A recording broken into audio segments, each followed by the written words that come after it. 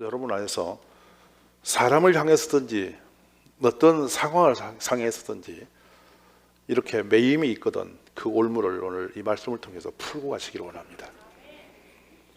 이 내 영의 올무를 푸는 것은 진정한 자유를 누리는 축복이고요, 그분에게는 하늘이 열리는 기름 부심이 임하게 될 것입니다.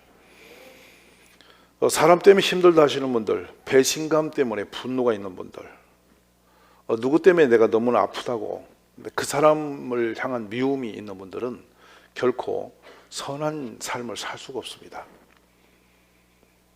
당했기 때문에, 내가 피해자이기 때문에 나는 그런 생각을 가질 수밖에 없어라고 그거를 정당화할 수 있어요. 그렇지만 사람에게 당한 피해가 본인의 마음속에서 올무를 걸면 본인이 더 나쁜 쪽으로 방향을 잡아요. 결국에는 내가 살기 위해서 이 올무는 풀어야만 될 줄 믿습니다. 아마 이 성경 전체에서 배신자라고 말하면 누가 떠오르나요, 여러분은? 제일 배신자 하면 1번에 뜨는 사람, 갸르딘, 유다를 생각해요. 근데 그보다 훨씬 더 치명적인 배신자가 있었어요. 바로 그분이 아담입니다. 우주 만물을 다 창조하시고 아담에게 모든 걸 위임하셨어요. 아담은 부족이 없어요. 대만족이에요. 심지어 홀로 독차는 것이 보시기에 좋지 않아서 아내까지 지어주셨어요. 하나님은 섬세하게 아담을 축복하셨습니다. 그런데 아담은 뱀의 말을 듣고 하나님 말씀을 바로 외면해 버립니다. 배신자입니다. 그 배신의 열매는 바로 그 아들 때 이루어지는데요, 하나밖에 없는 동생을 형 가인은 들에 나가서 쳐 죽여버립니다. 아벨을 보호해야 되고 아벨을 지켜줘야 되고 아벨을 위해서 뭔가 도움이 되어야 할 한 사람밖에 없는 그 형이 그 동생을 들에 나가 쳐 죽였죠. 이건 성경에서만 그치는 것이 아니라 오늘날 상처받았다고 생각하는 모든 분들에게 유효한 상황입니다. 상처란 것은 저 멀리 있는 사람이 어떤 상황으로 나에게 던진 돌의 아픔이 아니라 가까이 있는 사람입니다. 너무도 친숙한 사람입니다. 그 절대적인 관계 속에 있는 사람이 나를 뒤에서 찌를 때 그걸 배신이라고 하고 상처받았다고 하는 것입니다. 우리는 장세기에 있었던 과거 역사가 아니라 오늘 내 삶에 온 것이 훨씬 크게 느껴지죠. 그래서 배신이란 뭐냐면 아주 가까운 사람, 사랑했기 때문에, 내 마음을 주었기 때문에, 내가 물질을 주었기 때문에, 내가 믿었기 때문에, 사람이 지금 할 수 있는 최상의 행위들은 바로 이런 것들이거든요. 이런 귀한 것들을, 소중한 것들을 내어주었더니 그거를 바로 뒤치게 한 거죠. 그래서 우리는 배신을 당했다 그러고 상처 입었다 하는 것입니다. 사연이 많죠. 근데 문제는 가해자는 잊어버리는데 당한 사람 안 잊어버려요. 가해자는 이내 지나가면서 그걸 지울 수도 있어요. 근데 받은 사람은 평생 끌어안을 수 있어요. 오히려 가해자가 좀 더 그 문제로 인해서 더 아픔을 당했으면 좋겠는데 가해자는 뻔뻔하리만큼 자유해요. 당한 사람만 쌓아놓고 힘들어요. 오늘 그래서 이 연말 연세가 되는데 여러분, 우리 속에 쌓여있는 이 올무, 이 벽을 무너뜨리는 축복이 있기를 바랍니다. 사랑했기 때문에, 내 마음을 줬기 때문에, 내 무엇인가를 내가 공급했기 때문에 걷어들일 수 없도록, 세월도 상황도 다시 돌이킬 수 없는 상황이 되었기 때문에 억울한 것이죠.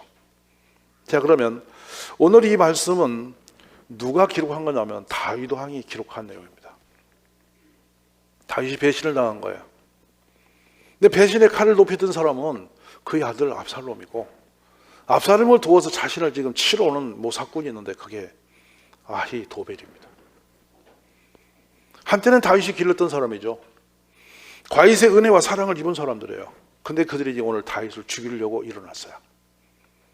얼마나 당황했던지 다윗은 피할 겨를도 없어요. 기드론 골짜기로 맨발로 울며 도망쳤어요. 소수의 사람만 그의 곁에 있었고 그가 길렀던 유능한 사람은 다 빠져나갔어요. 그를 죽이는 쪽으로 가 서 있어요. 다윗은 그 상황을 돌파할 힘이 없었습니다. 방법도 없었습니다. 그래서 오늘 1절에 보면 절절한 믿음으로 하나님을 구하고 있어요. 다윗의 기도. 여러분, 자, 오늘 그렇다면 이 상처를 올가면 이 모든 올무를 풀 수 있는 유일한 길은 하나님밖에 없음을 보게 된 장면도 여기 있어요. 오늘 하나님께서 우리의 문제를 풀어주시기를 원합니다. 그런데 이 오스보장 12절에서 5절까지 가보면요, 어떤 장면이 나오냐면, 나라를 조롱하는 자가 내 원수였다면 내가 그것을 참을 수 있었습니다. 근데 나에게 거드름을 피우는 자가 차라리 나의 적이었으면 내가 그를 피하여 숨을 수도 있었습니다. 그런데 문제는 그는 바로 너였습니다. 바로 너. 심각하죠? 멀리 있었으면 좋고 아예 원수적이 한 사람이라면 그렇게 생각하겠다는 거예요. 근데 그럴 사람이 아닌 그가 했다는 거예요. 어떤 사람이 나의 동료, 나의 동무, 나의 가까운 친구. 근데 그 사람이 어떻게 살았냐면 나와 함께 재미있는 이야기도 나누고 성전에도 함께 드나거렸다는 거예요. 성도죠. 교인입니다. 나를 아프고 하고 나를 괴롭힌 사람이 믿음 없는 저 불량자가 아니라 교회 안에 같이 교회 다니는 그 사람이었다는 거예요. 그 사람이 뒤에서 나에게 돌 던지고 뒤에서 내 비방을 하고 수군거리고 나를 해치고 상처를 준 사람이 교회 안에 있다는 거예요. 문제 많죠. 어이 설마 이렇게 말하죠. 근데 지금 다윗은 그 문제를 거기까지 가져옵니다. 그럼 다윗 안에 분노가 올라왔어요. 억울하니까. 그래서 뭐라고 말하냐면, 사망아 내 원수들을 붙잡아 산채로 무덤 속에 쳐넣어라. 악이 그들의 집과 마음에 자리를 잡았다. 이게 무슨 말이냐면 생매장시키라는 거예요. 다윗이 분하니까 악이 올라온 거예요. 그 나를 괴롭히는 저 배신자들을 산채로 그냥 땅에 묻어버려라. 여러분 옆에 분에게 우리가 혹시 이런 인사 할 수 있어요? 그냥 산채로 묻어버릴까? 얼마나 끔찍한 얘기입니까? 설마 그렇게 신령한 다윗이 이런 표현 어찌 할 수 있지? 라고 막 소름 돋을 만큼 무시무시한 용어죠. 근데 다윗같이 신령한 하나님의 사람도 격한 상처 속에 있으면 이성을 잃어버립니다. 감정이 치우르죠. 이 감정대로 해서 이제 이걸 당위성을 가지고 치고 들어가던데, 이 문제는 뭐냐면 상처 받으면 내가 받은 상처가 크기 때문에 어떤 악을 행해도 괜찮다는 생각적으로 나를 자꾸 끌고 갑니다. 왜냐, 나를 상처 준 사람이 더 죄가 크고 더 악하기 때문에 내가 어떻게 복수를 해도 정당하다는 생각적으로 자꾸 내 생각을 갖다 붙인다고요. 그래서 또 다른 악에 내가 빠지게 되어 있죠. 그래서 우리 주님은 날마다 용서하기를 원하셨습니다. 이 어둠을 계속 끌고 다니는 것은 선하지 않고 좋은 일이 아닙니다. 근데 문제가, 나를 아프게 한 그 사람이, 나를 욕한 그 사람이, 나를 비방한 그 사람이, 나를 힘들게 하고 상처를 준 그 사람이 13절처럼 바로 너요. 동료고 동무고 가까운 친구야. 이 용어를 히브리 언어로 보면 2인칭이 아니고요, 전부 다 1인칭이에요. 그게 문제예요. 바로 1인칭이라서 너무도 가까워서 벽 없이 지낸 그 사람이라고요. 그 사람이 나를 상처 준 사람이라는 거예요. 14절에는 우리가 같이 재미롭게 의논하며 무리와 함께하여 하나님의 집안에서 다녔다. 교회에서 신앙생활을 같이 했다니까요. 근데 20절에 보면, 저는 손을 들어 자기와 화목한 자를 치고 그 언약을 배반하였도다. 그 입은 우유 기름보다 미끄러워져도 그 마음은 전쟁이요, 그 말은 기름보다 유하여도 실상은 뽑힌 칼이었다. 다윗의 입장에서 이 아히도벨과 압살롬은 치명적인 사람이었습니다. 자신을 너무나 이승기 알고 있고 자신의 전략을 꿰뚫어 보는 사람이고 다윗의 마음을 훤히 들여다본 사람이죠, 아히도벨이. 근데 그 사람이 반역을 했으니 다윗은 피할 곳이 없어요. 인간적으로 볼 때 너무도 힘든 일이죠. 그래 풀 수가 없어서 다윗은 이제 공포에 빠져 있습니다. 그래서 공포에 짖으려 가면서 자신이 이제 피할 곳을 못 찾을 만큼 이제 절박해졌습니다. 그래서 그 사람의 행위를 그대로 고발합니다. 하나님께. 뭐라고 하냐면, 하나님이요, 내 기도에 귀를 기울이시고 내가 간구할 때 숨지 마소서. 9절에 내가 성내에서 강포와 분쟁을 보았사오니 주여 그들을 멸하소서. 그들의 혀를 잘라버리소서. 끔찍합니다. 혀까지 잘라달라고 기도를 해요. 여러분 혹시 이런 기도가 우리에게 있을 수 있습니까? 여기서 기도할 때, 오 하나님이여, 저 김집사 혀를 잘라주세요. 저를 산처럼 묻어버리세요. 막 이렇게 할 수 있어요. 얼마나 시비들만 이런 표현을 다 해주셨겠냐는 거예요. 어찌 보면은 또 이 말씀을 대하면서 굉장히 위로가 될 수 있어요. 다윗도 별 수 없구만. 내 수준이구만. 이러면서 여러분도 그 수준을 낮춰놓고 굉장히 또 흐뭇할지도 몰라. 내가 하는 건 정당하구나. 나도 그런 생각을 가진 것이 옳은 것이네. 다윗도 했으니 나도 그러겠네. 근데 주여 묻어버리소서, 또 그렇게 기도할 줄 몰라. 이렇게까지 갈 수 있는 그건 뭐냐면, 배신의 영향력이 그 신령한 다윗의 영혼까지도 파괴해버린 상태입니다. 4절로 5절에 보면 내 마음이 내 속에서 심히 아파서 사망의 위험이 내게 이르렀도다. 두려움과 떨림이 내게 이르고 공포가 나를 덮었도다. 얼마나 심각한 아픔이 있음을 이야기합니까? 근데 문제는 상처가 상처로서 머물러서 아픔으로 끝나지 않냐고 복수심으로 이제 일어나기 시작하는 것입니다. 이것이 분노입니다. 자, 이제부터 중요하게 관심을 가지십시오. 내가 당했기 때문에 내가 분노해도 정당하다고 생각하면서 분노를 정당화하면서 우리는 분노를 일으킵니다. 내가 당했잖아. 내가 손에 피해 봤잖아. 그러니까 내가 분하지. 내가 억울하지. 그러니까 나도 일어날 수 있고 나도 대항해야 되지. 이런 생각이 우리 속에서 일어난다는 것입니다.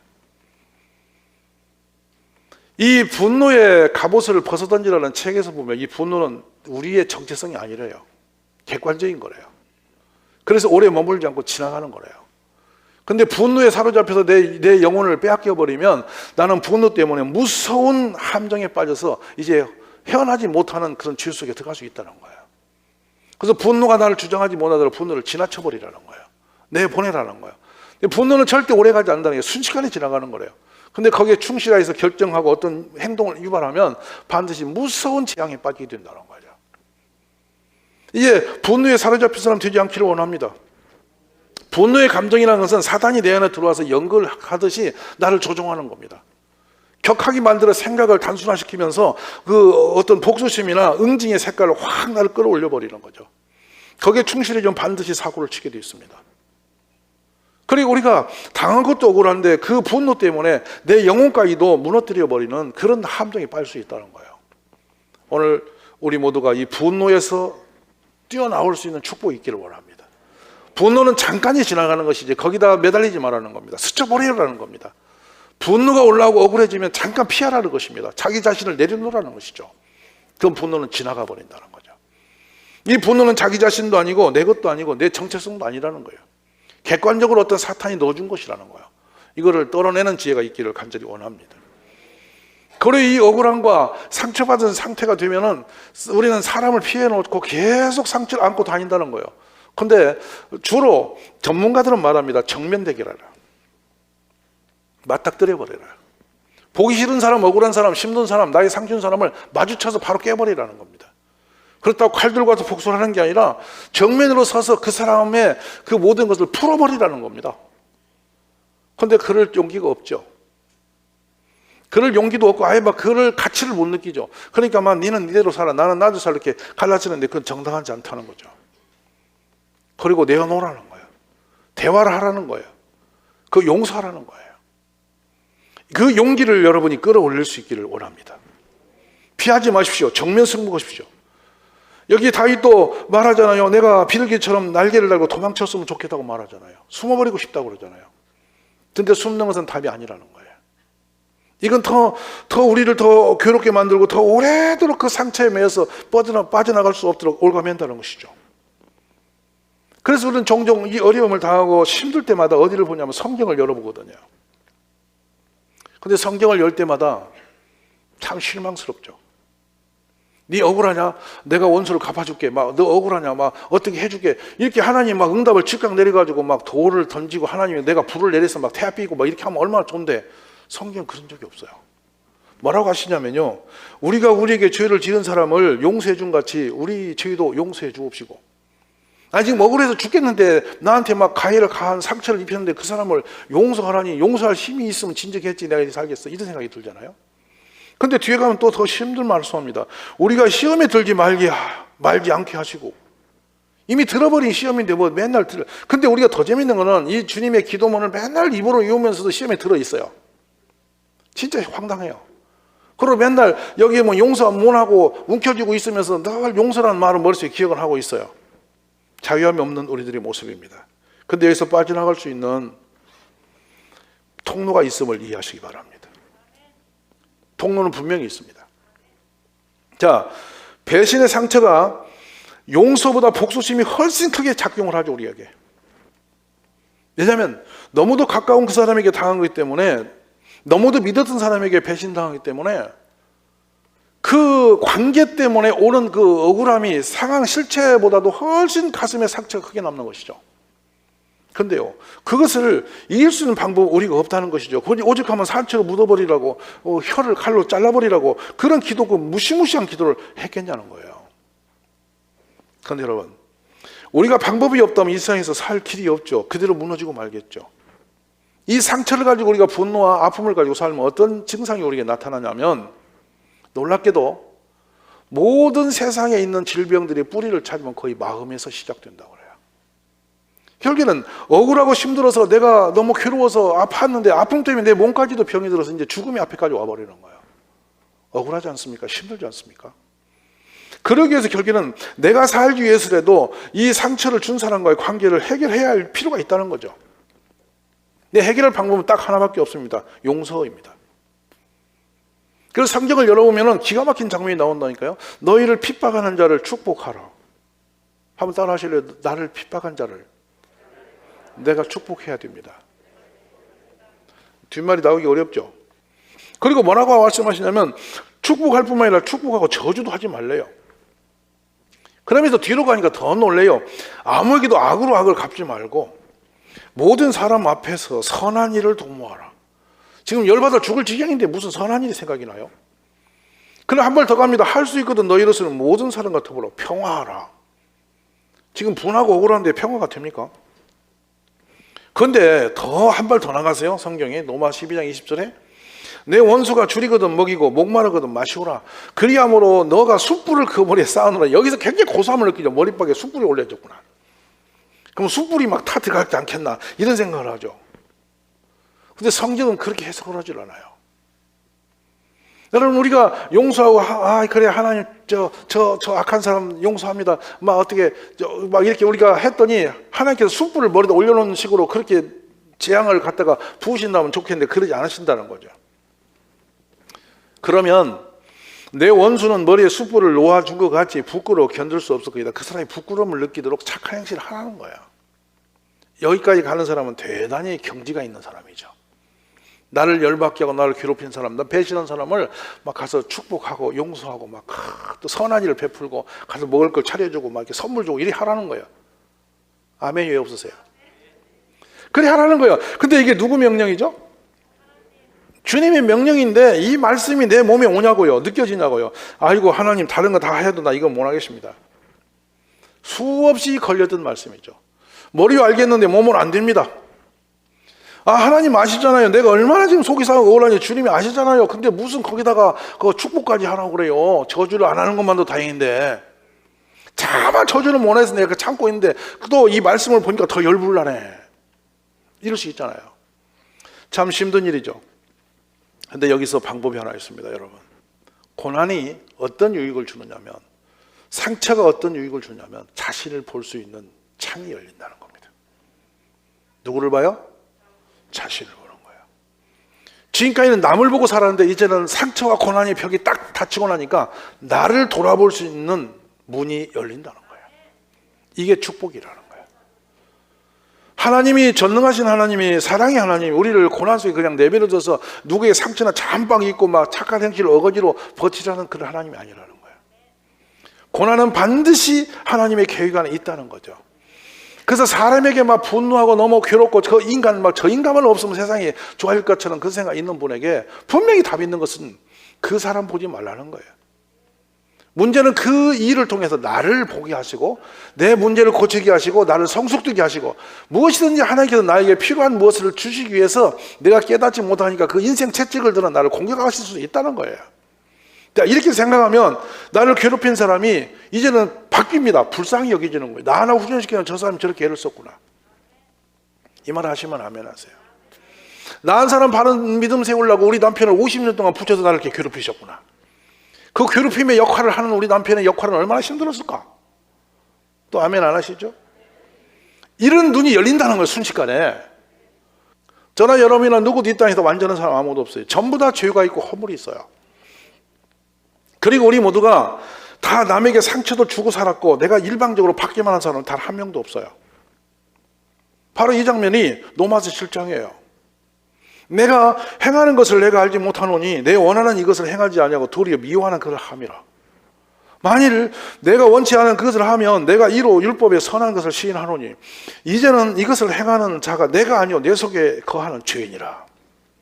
내 속, 곧 내 육신에 선한 것이 거하지 아니하는 줄 아노니 원하면 내게 있으나 선을 행하는 것은 없노라. 아멘입니까? 내가 원하는 것은 선을 원하는데 늘 내 몸은 죄 쪽에 악한 쪽에 반응을 하고 있음을 우리가 안다는 것이죠. 오라, 나는 공고한 사람이다. 이 사람의 몸에 누가 나를 건져내랴. 그러면서 저는 여기서 한 가지 놀라운 일을 발견했습니다. 자신과 나를 위해서 저 먼 변방에 가서 죽도록 전쟁하면서 목숨을 내어놓고 뛰고 있는 우리아의 아내를 후방에 앉아서 간음해버립니다. 임신을 시켜버립니다. 근데 그 임신한 것을 덮어버리기 위해서 전투 중에 있는 우리아를 집으로 왕궁으로 불러들이고요.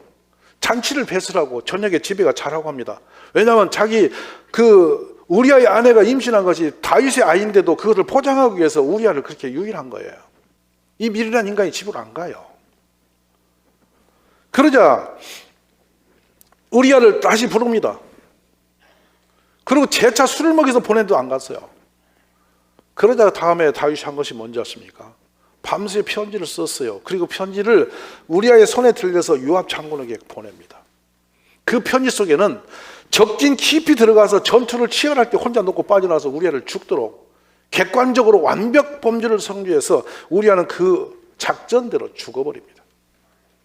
그러자 그 아내 바세바를 데려다가 아이를 낳고 그 아이가 죽자 펄펄 울고 덤벼들었죠. 자, 이 장면이죠, 여러분. 심각한 장면입니다. 자, 아까 배신 당했다고 하는 다윗은 선한 사람입니까? 이제 훨씬 더 무서운 악을 저지른 사람입니다. 우리 마찬가지입니다. 항상 생각할 때에 내가 나를 성찰하지 못하고 나는 항상 정당하고 옳다고만 생각하며 사는 것이 인생입니다. 그런데 고난이 들어오면 나를 볼 수 있는 눈이 열린다는 거예요. 그래서 깨닫게 하는 거예요. 그리고 세상을 향해서 사람을 향해서 씨름하는 우리를 갑자기 눈을 열어 하나님을 보게 만들어요. 고난은 그래서 우리에게 유익이 됨을 믿으십시오.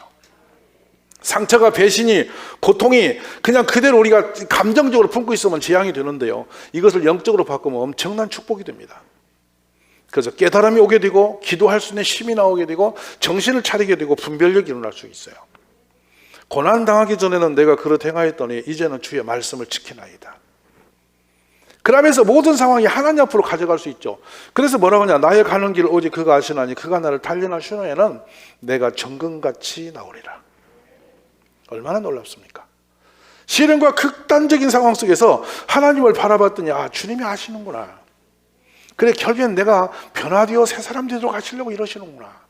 이렇게 하면서 이 모든 고통들을 주 앞에서 믿음으로 녹여내리고 내가 새로운 사람으로 빚어나온다는 거예요. 오늘 사람을 향해서 분한 마음과 억울한 생각과 상처받음을 끌어안고 힘든 시간들이 있는 분이 계시면 오늘 주께서 하신 일임을 이해하십시오. 아멘이십니까? 제가 종종 그런 표현을 합니다. 한때 참 어려운 분들이 있었는데 뭐 한두 번 있는 게 아니라 계속 있어요. 있는데 그때마다 사람에게 힘들리죠. 근데 어느 날 보면은 그 문제가 결국엔 나를 위해서 하나님이 하신 일임을 깨닫게 되는 날이 있어요. 그러나 그 문제도 없어져 버리고 나는 또 한 발 더 단계를 다른 곳에 가 있더라고요. 그러면 미안하고 고맙고 감사함이 있어요. 오늘 우리 모두가 그런 축복이 있기를 주의 이름으로 축원합니다. 하늘이여 노래하라, 땅이여 기뻐하라, 산들여 즐거이 노래하라. 여호와 그 백성들을 위로하였은즉 그 고난당할 자를 긍휼히 여길 것임이니라. 내가 내 곳으로 돌아가서 저희가 그 죄를 뉘우치고 내 얼굴을 구할 때 기다리라. 저희가 고난을 받을 때 나를 간절히 구하여, 여러분 간절히 구하여 주 앞에 나오더라는 거예요. 오늘 사랑하신 여러분, 상처 힘드시죠? 사람과 부딪힌 거 억울하죠? 힘들죠? 그 사람 안 보고 싶어서 자꾸 피해 다니죠? 피해버리면 될 것 같은데 돌아서면 또 그 사람 거기 있어요. 희한해요. 그런데 여러분, 이것을 축복으로 바꾸셔야 됩니다. 하나님이 그리하신다. 하나님이 하신다. 내가 정금처럼 될 날을 하나님이 이루시려고 그리하고 계신다. 이렇게 축복으로 바꾸시어 승리하시기를 주의 이름으로 축원합니다.